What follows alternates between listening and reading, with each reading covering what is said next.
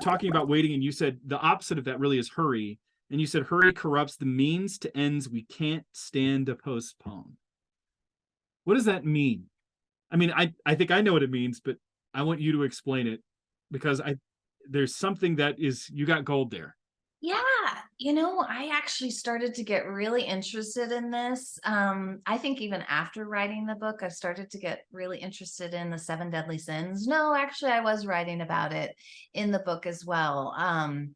But just this whole, I got interested in how all of the deadly sins represented like an impatience for a good that was a good, like you think about lust, for example. Like lust is an impatience for satisfying like erotic sexual desire. Like that's a good thing. But when you become impatient about it, you give yourself over to lust. You don't wait for, sexual love in the covenant of marriage, for example, or, you satisfy your desires whenever they come along. Yeah.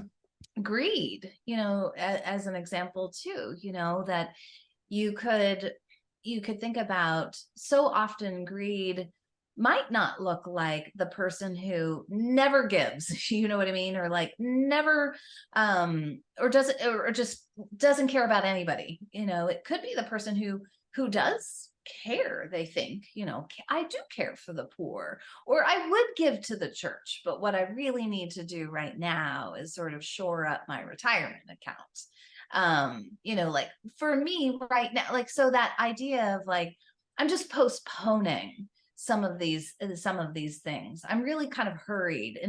Vainglory is a deadly sin that people don't talk about enough. I want people to like come back to thinking about vainglory. Well, probably I know that we need to talk about it because I know it's a sin of my own heart.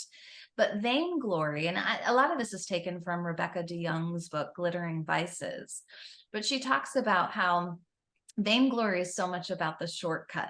Because what you want in vainglory is you don't want to do good work necessarily. Or maybe you do, but your primary goal is to just make yourself known, to get a little bit of fame, to get a little bit of applause. And so you could see how that could corrupt work. Like instead of having the patience to do good work, you want to hurry to the finish line so that everybody can celebrate you.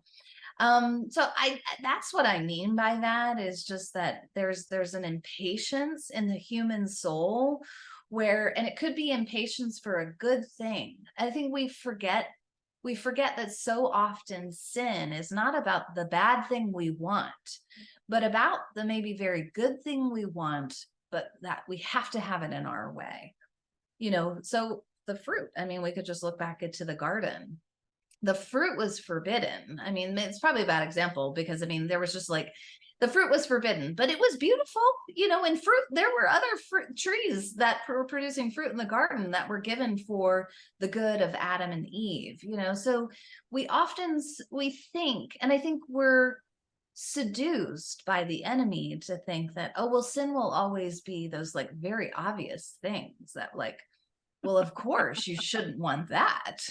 Well, no, I mean, I take a much more Augustinian view that sin is about misdirected, disordered loves. And sometimes that disorder is you love the thing, but you're not going to wait for God to give it in his way. And so you're just going to take it for yourself.